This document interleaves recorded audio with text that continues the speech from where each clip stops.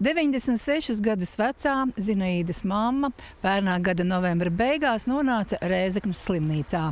Diemžēl pēc kāda laika māmiņa devās mūžībā. Sirmgalve, kura turklāt bijusi politiski represēta persona, iestājusies slimnīcas ķirurģijas nodaļā, bet vēlāk pārvesta uz infekcijas slimību nodaļu, kur pēc dažām dienām mirusi. Mēs komunicējām gan ar ārstu, gan ar medmāsām, un nekāda runa par nekādiem rēķinu maksāšanām nebija. Un rēķinu mums neviens arī neiedeva. Viņa nomira 5. decembra vakarā, un 6. decembrī es personīgi braucu, izņēmu to miršanas to slēdzienu.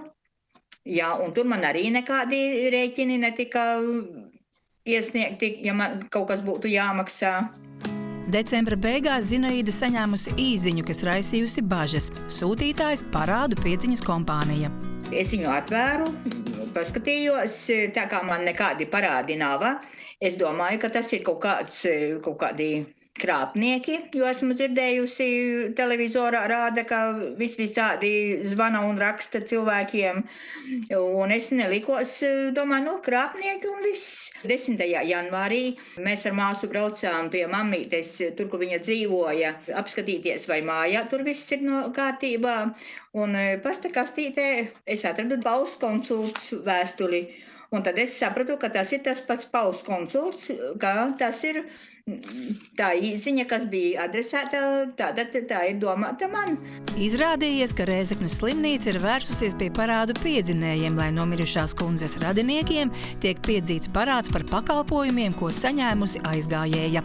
Zinaīda sazvanījusies ar Rēzeknes slimnīcas pārstāvi, kas apstiprinājusi, ir 2 rēķini, pirmais no tiem jāapmaksā.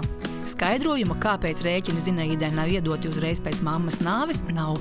Parāda summa gandrīz 120 eiro.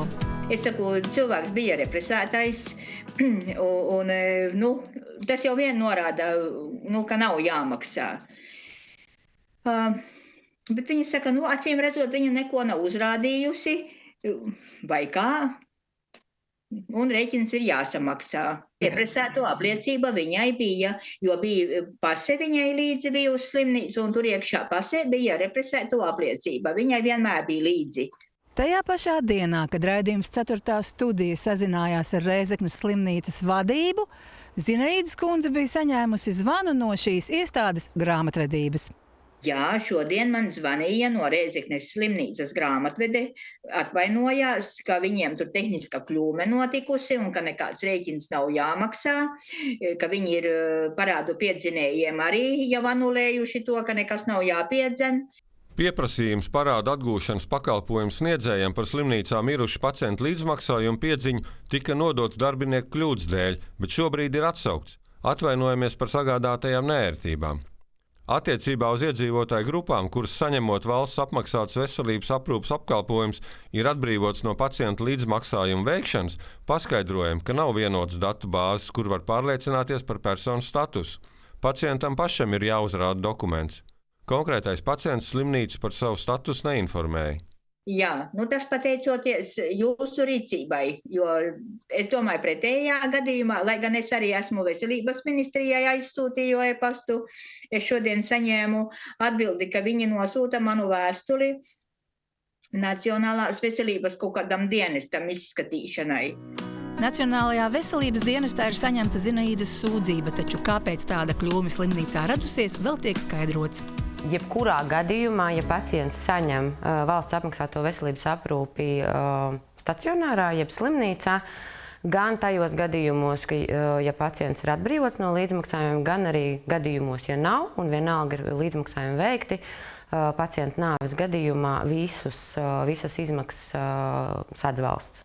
Ja pacients ir ārstēšanās laikā saņēmis jebkādus maksas pakalpojumus, tad attiecīgi arī nāves gadījumā par šiem te maksas pakalpojumiem jāsamaksā visticamāk ar pacientu radiniekiem.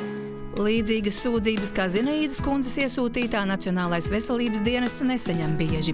Dienestā atgādina, ja rodas neskaidrības saistībā ar slimnīcu vai citu ārstniecības iestāžu darbu, vispirms pacientiem jācenšas situāciju atrisināt, sazinoties ar konkrēto iestādi.